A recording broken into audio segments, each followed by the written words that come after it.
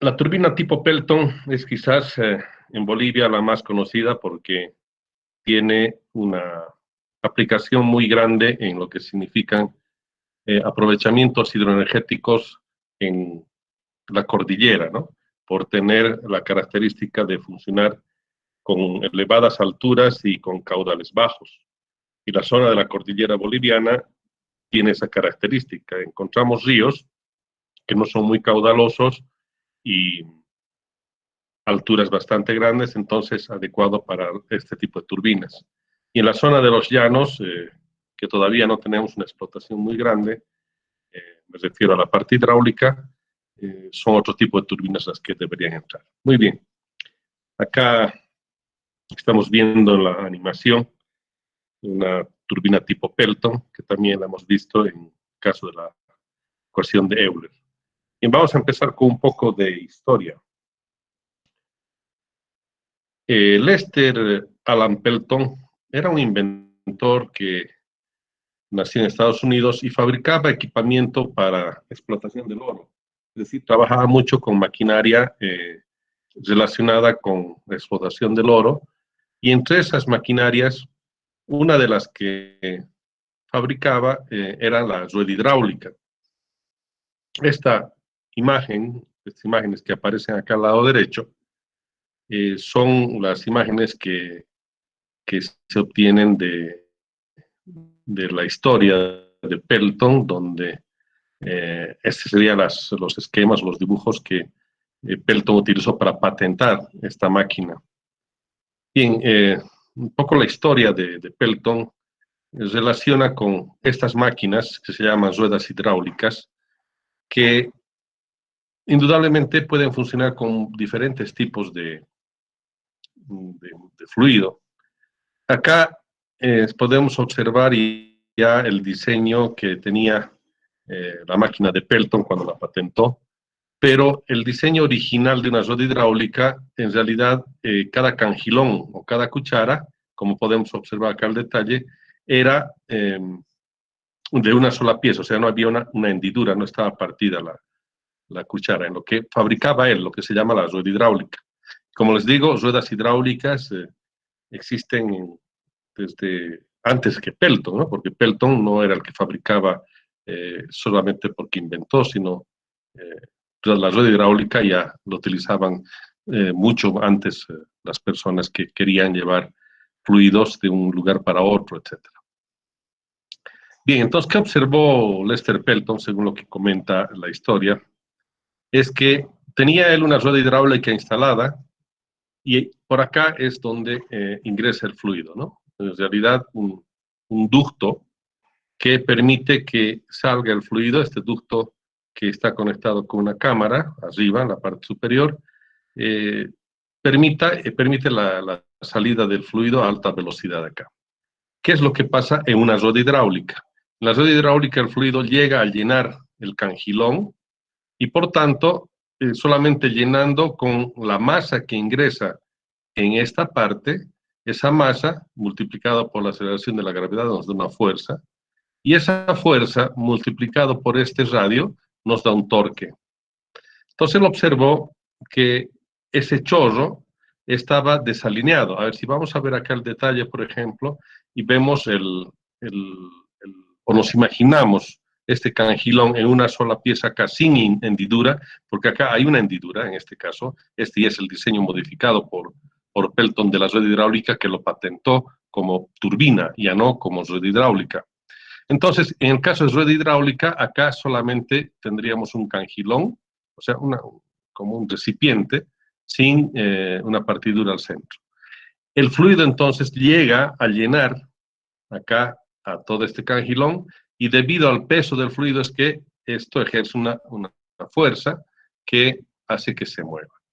Y observó lo que les decía, que el chorro de agua no caía justamente al centro porque estaba desalineada la rueda y llegaba a dar al borde más o menos del cangilón, donde una parte del fluido se iba obviamente hacia el suelo, o sea, se caía porque no estaba llegando al cangilón. Y la otra parte del fluido ingresaba al cangilón y giraba entonces en la superficie inferior, y el fluido al desviarse entonces, saliendo por acá, el fluido, se producía igual el giro de la rueda. Y giraba, o sea, lo extraño era que giraba la rueda y giraba a más velocidad. Entonces le pareció extraño, porque si se supone que debería llegar el fluido al centro y girar a una cierta velocidad, ¿por qué razón entonces, entrando menos cantidad de agua a la cuchara, esto empezaba a girar más rápidamente?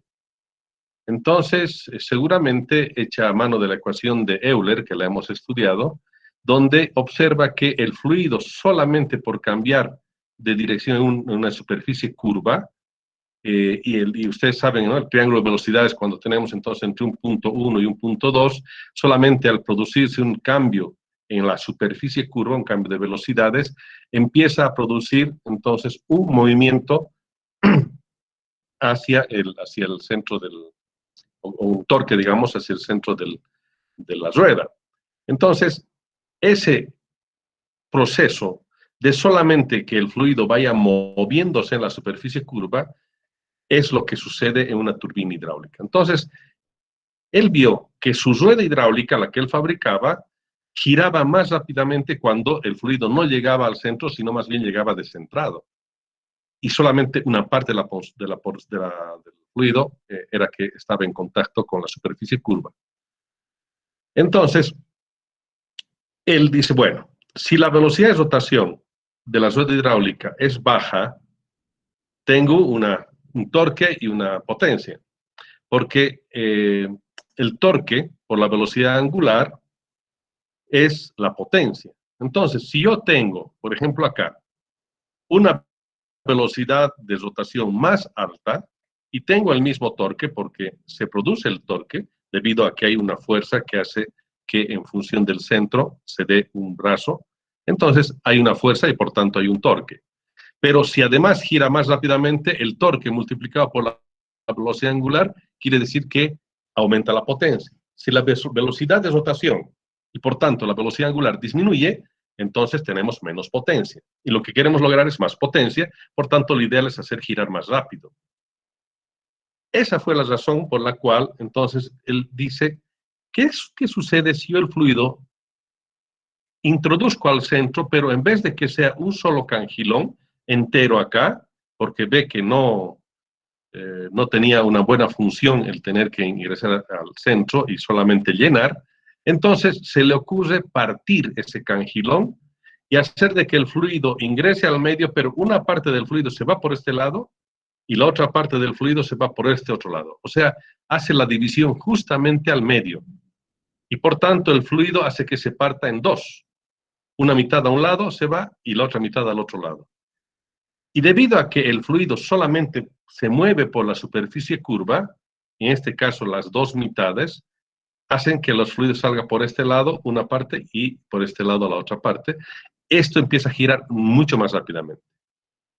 Esa es la razón entonces por la cual Lester Pelton decide el cangilón hacerlo a mitades. Acá vemos un corte de ese cangilón. Entonces, inicialmente, como les decía, era una sola curva acá.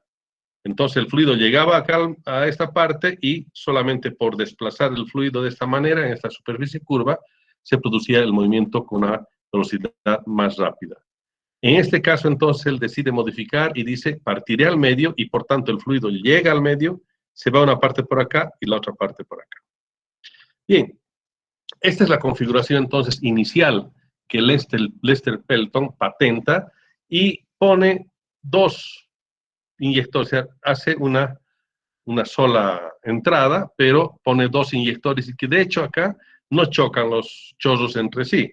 Uno llega a mover en esta parte, o sea, a impactar en la cuchara superior, y este otro en la cuchara inferior. Y ambos están saliendo al mismo tiempo porque el caudal está pasando mitades por cada una de estas secciones, ¿no?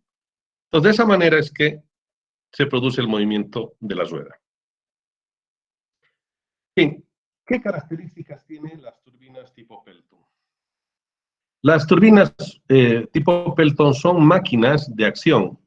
Hemos dicho, según la clasificación de Euler, que las máquinas de acción son aquellas que no tienen cambio de presión entre la entrada y la salida del fluido del rodete. Entonces, de esa manera es que el fluido, al ingresar hacia el rodete, está entrando, en este caso, a presión atmosférica, o sea, entra a alta velocidad, porque toda la energía que tenía el fluido en su movimiento se ha convertido íntegramente en energía de velocidad. O sea, había energía de posición, había energía de presión, pero al salir el fluido por el ducto, en el proceso final, todo se convierte en velocidad, entonces todo es energía cinética. Y cuando ese fluido llega a impactar a las cucharas, o a la vez, en este caso, impactan con alta velocidad, pero presión atmosférica. Y cuando salen, ya se chorrea el fluido después de que ha pasado por la cuchara, cae y la velocidad de caída obviamente es mucho más lenta que la de entrada, pero también la presión atmosférica es la que interviene en esa caída, es decir, la entrada y la salida se realiza a presión atmosférica.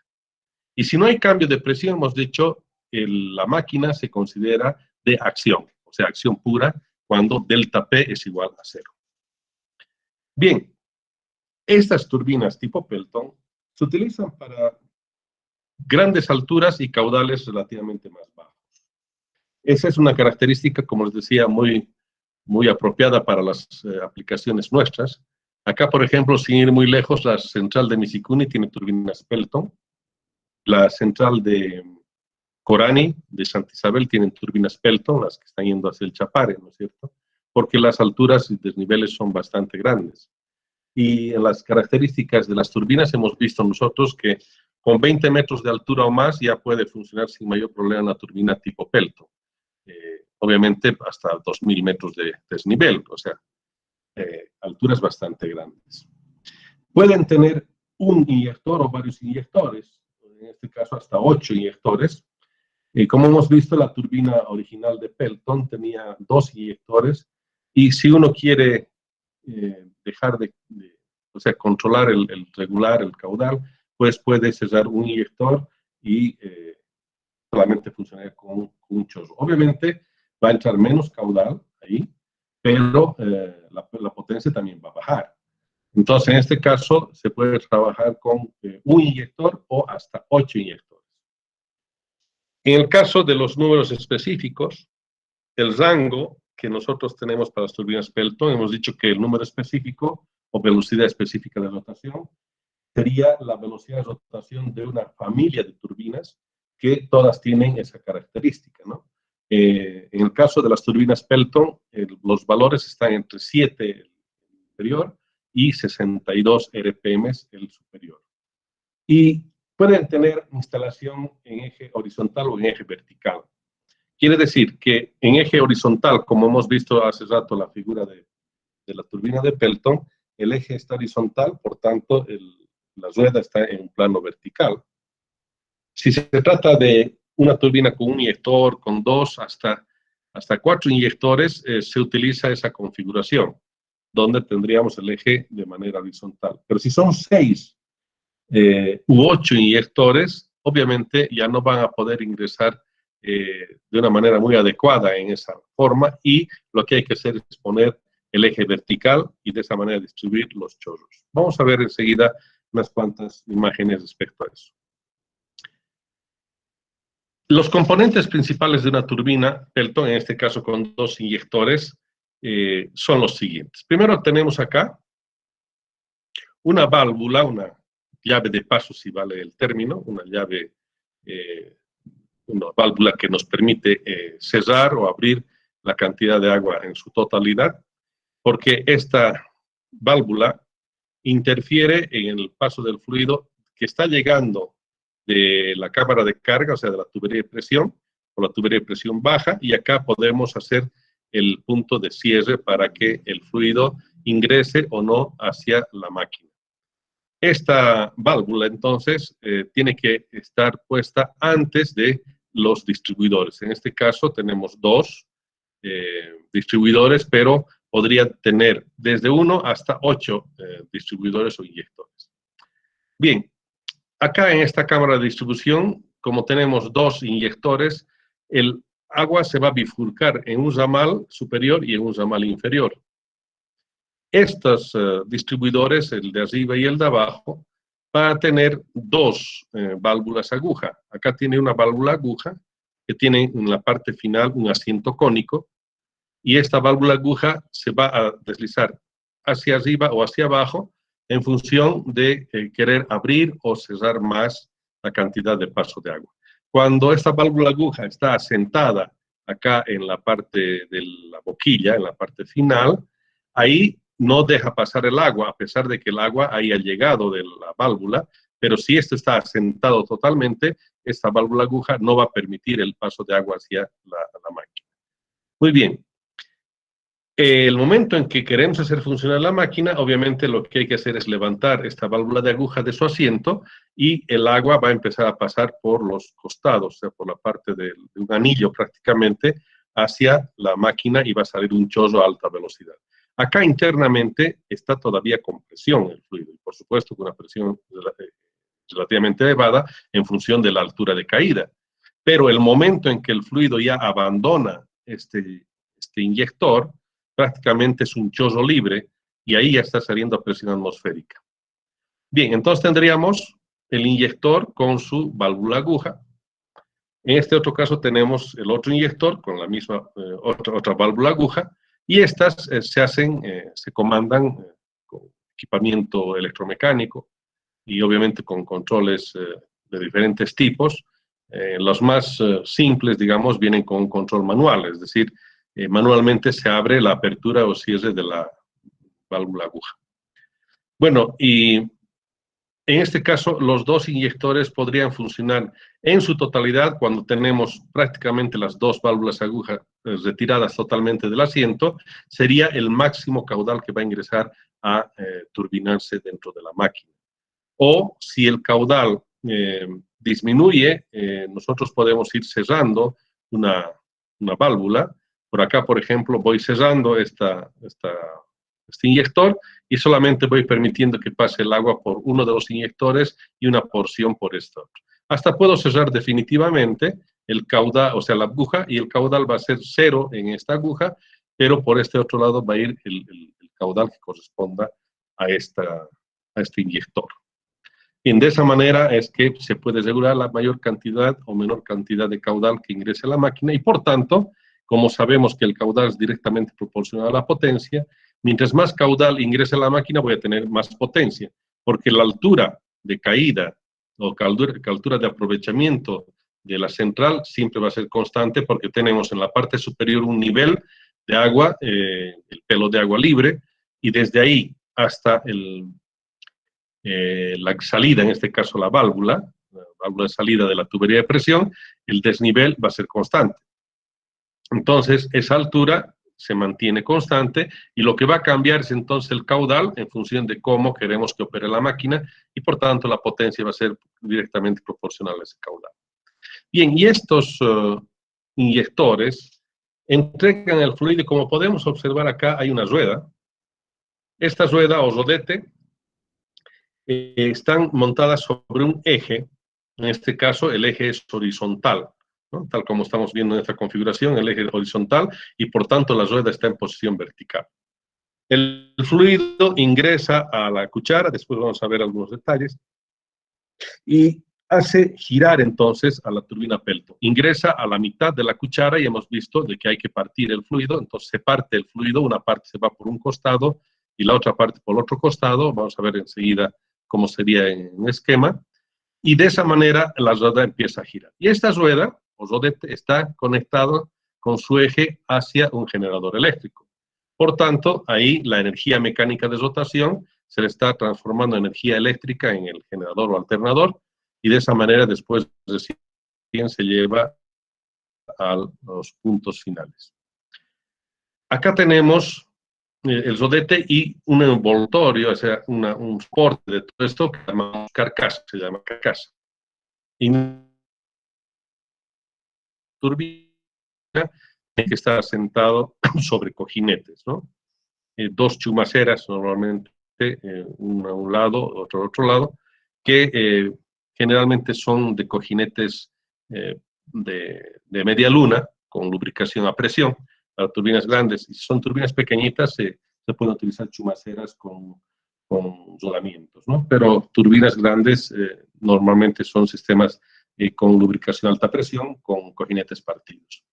Y acá tenemos también un sistema de seguridad en la turbina tipo Pelton que consta de un sistema de frenado. El sistema de frenado sirve para que la turbina no gire muy rápidamente en caso de que la carga haya salido de servicio. Es decir, si nosotros tenemos la turbina girando y conectado al generador, al alternador, y este alternador está llevando la electricidad y al otro lado están consumiendo energía eléctrica, entonces hay una carga o un freno hacia la máquina. O sea, la potencia eléctrica que se está entregando al sistema, esa potencia eléctrica hace que esta máquina tienda a frenarse. Y esa potencia eléctrica tiene que ser suministrada por la potencia mecánica de la máquina. Si es que la potencia eléctrica es cero, digamos, ha habido un rayo, se ha cortado el suministro de electricidad, no hay freno entonces eléctrico, en este caso, en aguas abajo del generador, prácticamente se corta, entonces la rueda empieza a girar a muy alta velocidad debido a que no hay nada que lo frene.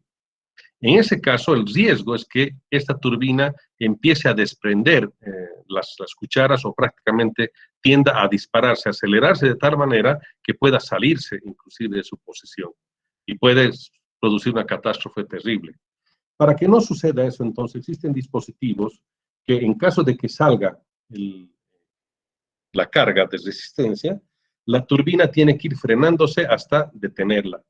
Pero como nosotros tenemos una columna de fluido, que en este caso, si nosotros hacemos una interrupción brusca, se va a producir un golpe de ariete, que sería fatal, toda la central se destruiría, el cierre de estas válvulas tiene que ser lentamente. O las válvulas agujas se van cerrando lentamente o conjuntamente se van cerrando con la válvula principal. La cosa es que el cierre, tanto de las válvulas aguja como la válvula principal, o sea, la llave de paso principal, tienen que ser lentos. O sea, los cierres son lentos y por tanto el agua que va fluyendo de a poco va a disminuir. Pero la rueda puede estar girando muy rápidamente. Y para evitar de que suceda ese giro tan rápido, se le echa entonces agua en un sistema de frenado por la parte posterior a la cuchara. Es decir, acá tenemos una cuchara, ¿no es cierto? Y el chorro llega a impactar. Solamente se activa, obviamente, cuando vamos a frenar. Hay una tubería, entonces, que deriva el fluido desde la tubería principal, deriva acá solamente para el caso de emergencia para frenar. Y entra un chorro a chocar contra la parte trasera. Por tanto, ¿qué es lo que se está haciendo acá? La fuerza que se obtiene cuando los inyectores entregan agua hacia las cucharas de manera normal, la fuerza que tiende entonces a producir el torque, que está yendo en ese sentido, es contrarrestada con esta otra fuerza que viene en el sentido contrario, sentido opuesto, y hace de que entonces la turbina empiece a girar más lentamente hasta que se vaya a detener. Y adicionalmente a este chorro que se le pone por la parte trasera a la cuchara, acá tenemos unos deflectores de chorro, es decir, que actúan inmediatamente y se desactiva un sistema de enganche que tiene y se va por delante del chorro.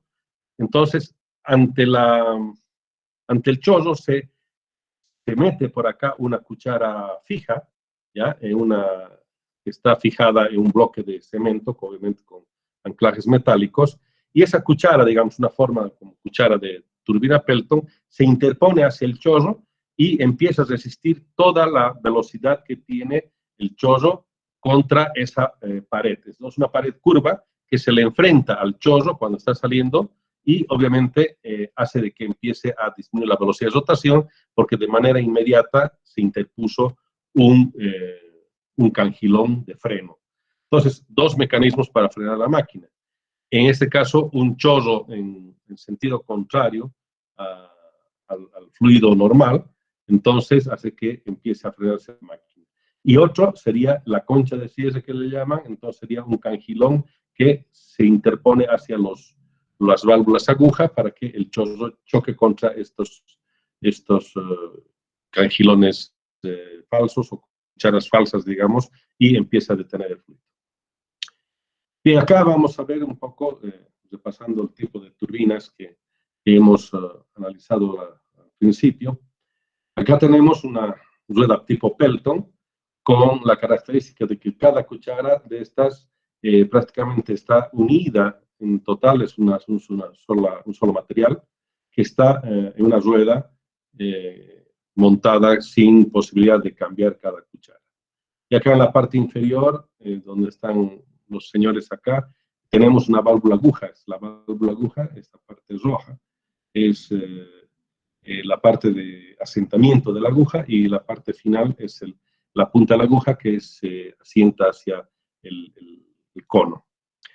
A este otro lado podemos observar justamente la característica del flujo del agua. Acá tenemos en la parte final sería el asiento como tal, y está sobresaliendo la parte de acá, al inicio de este flujo, hay una punta que sobresale, que sería la punta de la válvula aguja. Entonces, cuando la válvula aguja está totalmente metida hacia acá, no va a permitir el paso del agua por el inyector. En cambio, si la aguja la retraemos y se va entrando más por acá, entonces toda el agua va a salir por el inyector. En este caso, vemos que como una especie de un elemento sólido, aquí este es un chorro de agua a muy alta velocidad. Entonces, toda la energía que tenía el sistema fluyendo, teníamos energía potencial más energía de presión y energía de velocidad, se convierte entonces en energía solamente de velocidad acá en este punto, donde tendríamos una velocidad alta, pero presión atmosférica, es decir, alrededor de este chorro solamente hay presión atmosférica. Y acá el fluido, como vemos, esta cuchara del tipo Pelton es una cuchara que está dividida en dos. Entonces el agua llega al centro, en la nervadura, justamente en la parte central. Una parte del agua se va por el lado derecho acá y la otra parte del agua por el lado izquierdo. Solamente por haberse producido ese cambio de dirección, el cambio en el triángulo de velocidades acá, es que se ejerce una fuerza en estos puntos hasta la rotación de la máquina. Acá podemos observar que está empezando entonces a meterse el agua acá en esta cuchara, y tiene una cierta hendidura acá. Si vemos, hay una hendidura en esta parte, acá se puede observar. Esa hendidura sirve para que el chorro de agua que está impactando permanentemente a esta máquina, resulta que cuando la turbina empiece a girar, esta cuchara se va a mover, en este caso hacia la derecha, y esta cuchara se va a ir a poner frente al chorro para que recibir el fluido y que obviamente siga girando la máquina. Entonces, ¿qué sucedería, por ejemplo, si la cuchara que está acá tiende a meterse, y si no tiene una hendidura, va a chocar, va a rebotar entonces la cuchara en el fluido, porque este fluido a alta velocidad tiene mucha energía, y la espalda de la cuchara chocaría acá y tendría a rebotar. Entonces, para que no suceda eso, se hace la entalladura acá, para evitar lo que se llama interferencia, este proceso de que choque la cuchara contra el chorro, o sea, contra la cuchara, la trasera de la cuchara contra el chorro. Esto lo llamamos interferencia. Para que no haya interferencia de chorro, entonces se hace esa entalladura. ¿Y qué va a pasar? El momento en que la entalladura ingresa por acá, está terminando de llevar el fluido hacia la cuchara anterior, y prácticamente cuando la cuchara ya se va alejando, acá si ustedes se fijan, miren, esta cuchara acá del fondo está terminando de recibir toda la energía del chorro. Y después, cuando se va a seguir moviendo la cuchara, esta otra ya está empezando, una parte ya está agarrando el fluido. Entonces, esta parte que está agarrando el fluido, justamente agarra en el borde de la cuchara y después de a poco empieza a recibir la energía. La cuchara se va acomodando, que va a entrar a una posición como esta otra, y de esa manera toda la rueda va a empezar a girar de manera normal, rotando sin inconveniente alguno, sin que haya interferencia debido a esa entalladura. Bien, después vamos a ver cómo calculamos, dimensionamos esa entalladura y las otras partes de la máquina. Bien, acá vemos una turbina Pelton. En este caso, la diferencia que hay con la otra que hemos visto anteriormente es que las cucharas acá son individuales y se pueden cambiar. Si por alguna razón se necesita cambiar, se ha roto una cuchara, se ha desportillado o ha tenido un problema de abrasión porque entra arena, si no está bien limpia el agua, puede entrar arena, puede entrar material que pueda dañar, digamos, a la máquina. Piedras normalmente no tienen que entrar porque hay rejillas que impiden el paso, pero arena delgada o pequeñas partículas de piedra relativamente un poquito más grandes, como un cascajo, digamos, podrían de alguna manera llegar hasta este punto y dañar a las cucharas. Entonces, en ese caso, la ventaja de este tipo de configuración es que se puede cambiar una cuchara y prácticamente la máquina funciona todo el tiempo sin problema. Estas máquinas, como vimos anteriormente en las clases anteriores, pueden funcionar 30, 40, 50 años sin mayor inconveniente, haciendo un mantenimiento obviamente preventivo y correctivo y mantener una eficiencia bastante alta. Acá podemos observar mejor el detalle de las cucharas. En la parte amarilla es la parte interior de la cuchara, la parte café o anaranjada sería la parte externa, la parte de la cuchara, la parte trasera. Y acá podemos observar de alguna manera un poco con mayor detalle lo que serían estas entalladuras que se dan. Acá podemos ver una entalladura en la cuchara. Acá está, si observamos, está la entalladura de la cuchara, ¿no? Ese orificio que permite que no haya interferencia de chorro. En este caso, en la turbina tipo Pelton que está montada acá, está conectada directamente al generador y aquí está el acoplamiento directo. Y acá estarían los asientos con los cojinetes, en este caso a presión, de lubricación a presión, con cojinetes de media luna, partidos, como el caso de los cojinetes de los vehículos automotrices, ¿no? De los cojinetes de biela, cojinetes de bancada. Acá podemos observar en el lado derecho una turbina de muchos inyectores, en este caso 1, 2, 3, 4, 5, 6 inyectores. Y como ya 6 inyectores irían chocando entre sí los fluidos cuando van saliendo, entonces la mejor forma de disponer en esta máquina es que se ponga el eje vertical, o sea, la turbina en un plano horizontal. Acá podemos observar bien el detalle de la diferencia en el caso de los colores. Está justamente la válvula de cierre, válvula principal de la tubería de presión, que está en la parte final de la tubería de presión, para poder regular la cantidad de agua que va a ingresar en su totalidad hacia la máquina. Bien, y después de que ha pasado el agua por la válvula de regulación, va a pasar al distribuidor, en principio el distribuidor, y que en base a la cantidad de inyectores que el operador quiere que estén abiertos, pues se va a hacer la regulación del paso del agua por los inyectores. Puede funcionar esta máquina con un inyector, o sea, sencillamente podría cerrar los otros inyectores y que empiece a funcionar con un solo inyector. Entonces, puede necesitar un sexto de caudal en su totalidad, cuando esté totalmente abierto ahí, el inyector número 1, y con ese inyector abierto, el caudal que va a ingresar va a permitir que la turbina ya empiece a funcionar. Pero la potencia no va a poder ser muy alta, porque para que logremos la potencia máxima en esta máquina, deberíamos tener, en este caso, los 6 inyectores totalmente abiertos. Entonces, podemos ir regulando la cantidad de agua en los inyectores de manera individual o podemos regularlos en su conjunto, cosa que el caudal vaya disminuyendo en cada uno de ellos de manera simultánea. Es lo que mejor conviene, porque si nosotros tenemos, por ejemplo, el caudal total metido en la máquina de, ¿cómo diríamos?, en su totalidad, en todos los inyectores, cuando vamos cerrando uno por uno, no hay mucho inconveniente, pero la mejor forma de regular, si es que queremos que la máquina vaya regulando automáticamente, es actuar sobre los inyectores en su conjunto y hacer que proporcionalmente cada uno de ellos vaya disminuyendo su caudal hasta que haya un punto en el que uno de ellos tiene que empezar a salir de servicio a manera de que va a disminuir la cantidad de caudal. Y por tanto, esta es la forma entonces en la que en las turbinas tipo Pelton se podría aumentar la potencia o disminuir la potencia en función del caudal. ¿Por qué en el caudal hemos dicho? Porque la altura va a mantenerse constante. Esa altura es la presión que logramos acá en la parte final.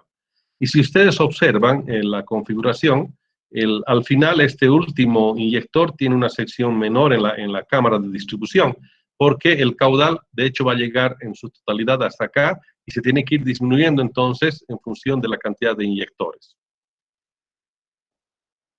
Bien, vamos a ver entonces un poco ahora ya para entrar a la parte de los cálculos, lo que les mencionaba hace un momento. En este esquema podemos ver lo siguiente. Tenemos el punto del borde libre del agua, del líquido, que estaría en la parte de la represa o en una cámara de carga, y ahí desde ese borde libre hasta el punto de salida, punto final de la salida del agua por la tubería, es lo que nosotros conocemos como altura bruta o altura topográfica. Y entonces tenemos un desnivel. Y ese desnivel, entonces, nos permite tener la potencia en base a solamente la diferencia de alturas. Bien, eso es lo que nosotros llamamos presión hidrostática. Cuando tendríamos entonces acá una válvula cerrada, acá tendríamos una columna de presión hidrostática porque el fluido no se estaría moviendo. Bien, el fluido entonces ingresa por la tubería de presión y va a pasar por los codos, los puntos de apoyo, y la tubería de presión entonces lleva el fluido hasta, primero la válvula de cierre total, ¿no es cierto? La válvula de seguridad que tenemos para que cerremos o dejemos abrir el agua hacia la turbina. En este punto entonces tenemos esa altura y apenas empezamos a soltar el agua, abriendo la válvula reguladora, el agua ya va a empezar a fluir dentro de la tubería de presión y lo que era altura de desnivel, solamente altura bruta o altura o energía potencial, va a empezar a convertirse en energía además de presión y energía cinética. Quiere decir que la energía de posición empieza a convertirse en energía de presión cuando el fluido ya está bajando, además en energía cinética, lo que hemos visto en Bernoulli. Y al finalizar, en el punto de la salida del agua, acá tendríamos prácticamente directamente energía cinética, ¿no es cierto? Bien, ¿qué es lo que hacemos nosotros de inicio? Tenemos que determinar cuál sería la altura neta de este aprovechamiento y para eso nosotros entonces tenemos que determinar la altura equivalente de pérdidas y por tanto si nosotros tenemos esta altura bruta o topográfica, la total, a esto disminuimos esta altura de pérdidas y esa diferencia de altura bruta menos altura de pérdidas nos va a dar lo que se llama altura neta.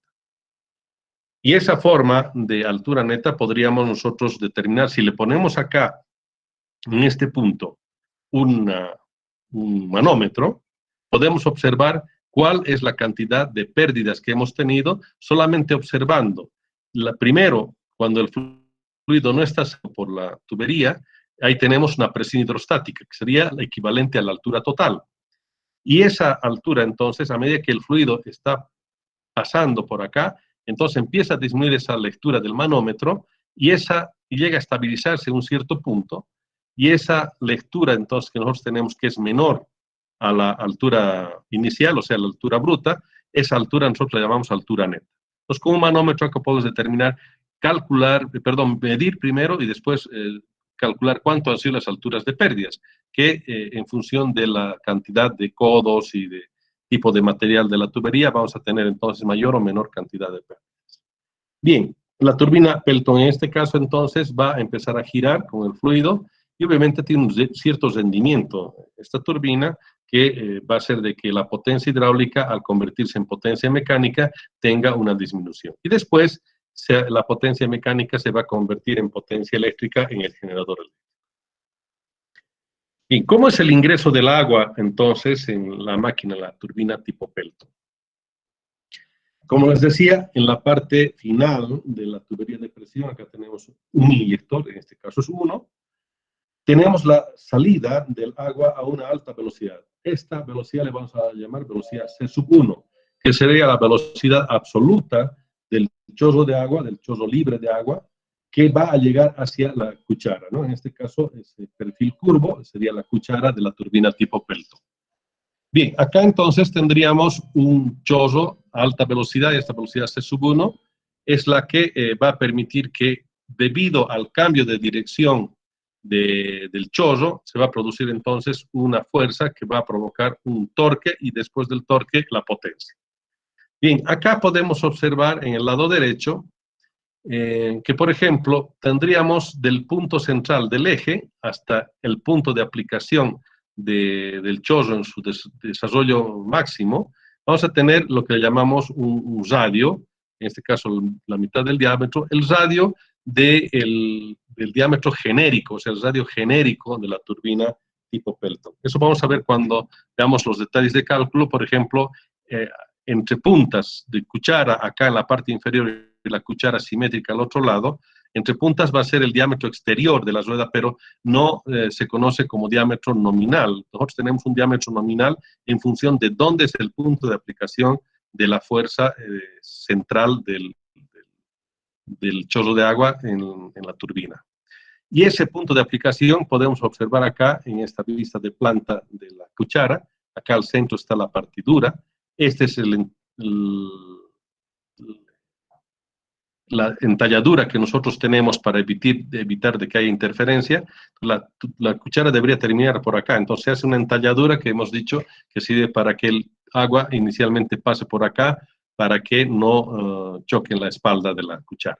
Entonces, acá observamos en esta parte de la cuchara, en el centro más o menos, inclusive un poquito más cercano hacia el punto de agarre de la cuchara, tenemos el diámetro D, que sería el diámetro del chorro, el diámetro del chorro de agua que está llegando hacia la turbina. Entonces, este diámetro del chorro se va a dividir una parte hacia la derecha, otra parte hacia la izquierda, para que en función de ese movimiento del fluido empiece a girar la máquina. Podemos observar justamente eso acá. El chorro, acá estamos viendo en la vista lateral, el chorro de agua, en este caso C, llega al centro, donde se parte el fluido. Una parte del fluido se viene por este lado, aquí está, con una velocidad relativa W, y en este otro lado la otra parte del chorro con la velocidad relativa W. Ambas velocidades relativas son las mismas, tienen que ser las mismas, si no habría desequilibrio. Quiere decir que la forma de la curva, entonces, de esta parte de la cuchara, tiene que ser exactamente igual a esta otra. Entonces, tiene que haber una simetría perfecta entre ambos lados de la cuchara. Entonces, las velocidades relativas están siendo las mismas. W acá son las mismas.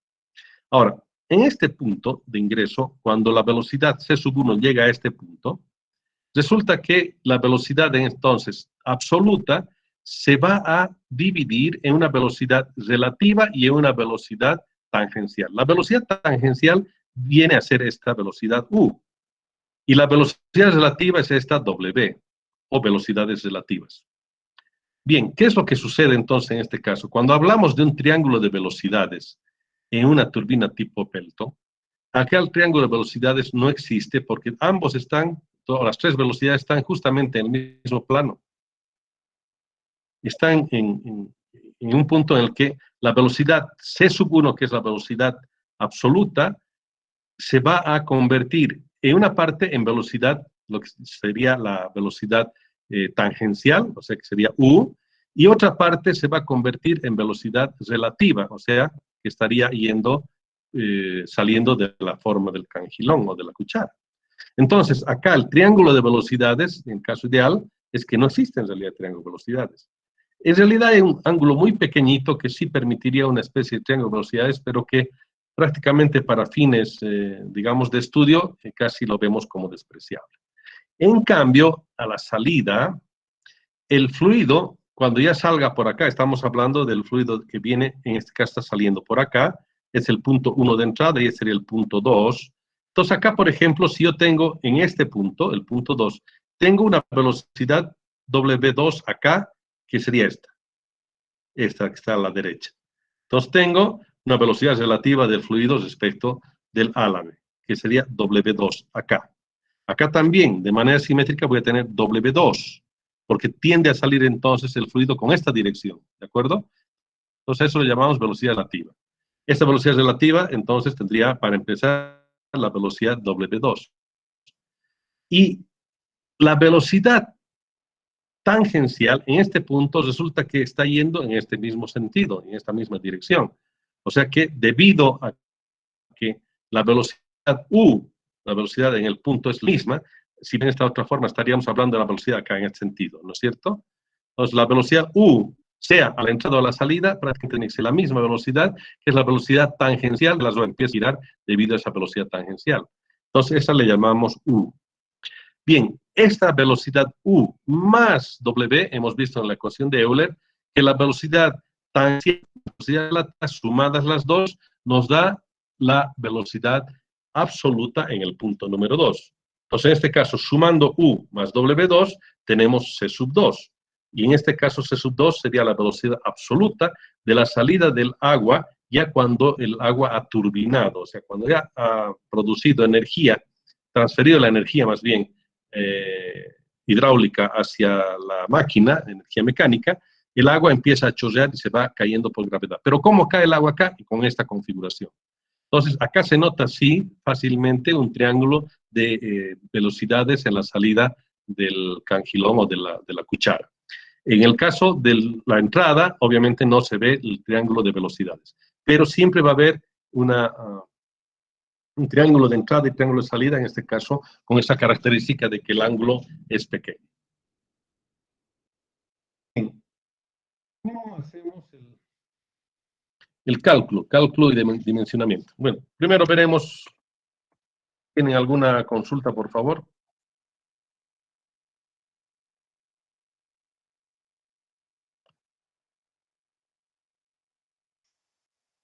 Si tienen alguna consulta hasta acá, antes de continuar, por favor.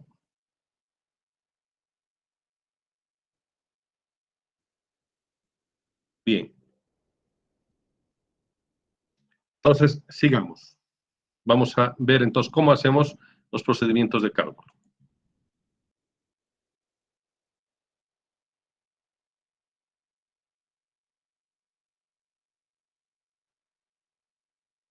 Bueno, con lo primero que nos tenemos que encontrar es la salida del agua por la tubería de presión.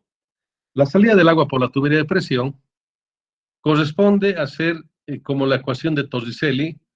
Vemos que es una caída libre prácticamente del agua. A ver, vamos a ver eso acá. Quizá mejor en este. Bien.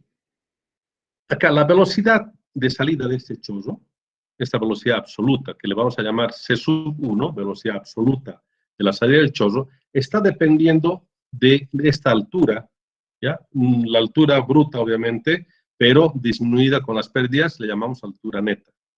Entonces, en la ecuación de Torricelli, si nosotros aplicamos Bernoulli entre este punto y este otro punto, resulta que esa es la famosa ecuación de Torricelli cuando tenemos solamente caída libre del fluido. Acá prácticamente es caída libre del fluido que está siendo conducida por una tubería de presión. Pero la velocidad de salida acá corresponde a la ecuación de Torricelli, que es una de las formas, digamos, simplificada de la ecuación de Bernoulli. ¿Qué es lo que dice la ecuación de Torricelli? Dice que la caída libre de un fluido por un orificio, en este caso, es la raíz cuadrada de 2G H neto. Es decir, yo tengo la altura neta, ¿de acuerdo? Multiplicado por 2G, y la raíz cuadrada de eso sería la velocidad en este punto. Es lo que dice Torricelli. Bien, volvamos entonces a ese procedimiento de cálculo. Pues la velocidad C sub 1, como hemos dicho, la salida del agua de la tubería de presión, es igual a la raíz cuadrada de 2G H neto, o sea, 2 veces la gravedad por la altura neta. En este caso, eso corresponde cuando es un caso ideal, es decir, que no estamos tomando en cuenta la contracción del chorro.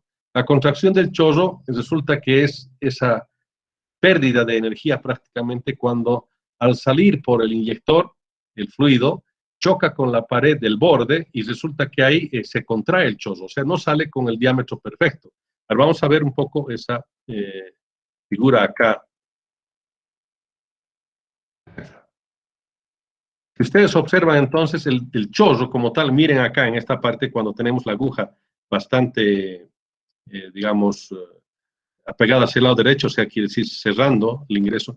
Miren que acá hay una contracción. Debería salir prácticamente con todo este diámetro que está pegado hacia la parte, pero debido a en la parte del chorro, se sugiere que el metro tenía de salida. Entonces, la contracción del chorro es un factor que influye mucho en el rendimiento de la máquina. Esto se determina con el famoso, con la famosa, con el factor de contracción del chorro. Nosotros tenemos que adaptar esa velocidad de la salida del por con este factor de contracción chorro que dependerá de la calidad del acabado superficial del decir el acabado de todo. Ingeniero, disculpe, buenas tardes. Su audio está intercortado.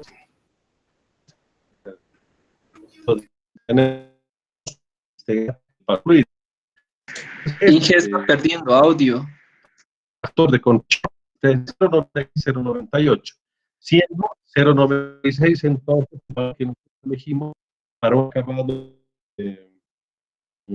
superficial base vasto, o sea, rugoso, y un acabado pulido 0,98. Lo ideal sería tener 1, o sea, 100%. Esto es en realidad un sinónimo de, digamos, de rendimiento. Inge no se escucha muy bien. Pero este cociente de contracción del chorro hace que la energía sea menor. ¿Cuánto? Entre 0,96 a 0,98. A su vez, ¿sí? Inge no se le escucha muy bien.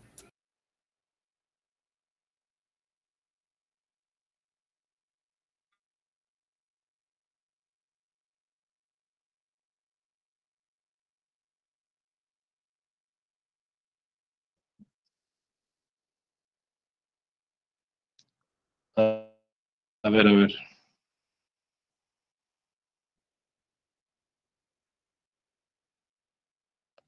Bueno, hay problemas de audio.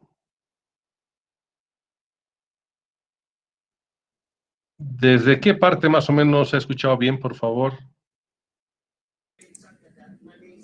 Debe ser. La ecuación de Torricelli, ingeniero, un poquito avanzó y ya estaba perdiendo audio. Desde la Hola, sí. Bueno, qué macana. Bueno. Bueno, a ver, vamos a quedar acá, debe haber problemas de conexión, vamos a quedar acá y mañana retomamos desde la ecuación de Torricelli, por favor, me hacen recuerdo, ¿ya? Van a disculpar, ahora voy a revisar el tema de conexión. Pero mañana continuamos desde la ecuación de Torricelli, ¿ya? Mil disculpas. Hasta mañana. Hasta mañana, Inge. Hasta mañana, Inge, gracias. Hasta mañana, Inge. Hasta mañana, Inge. Mañana, Inge.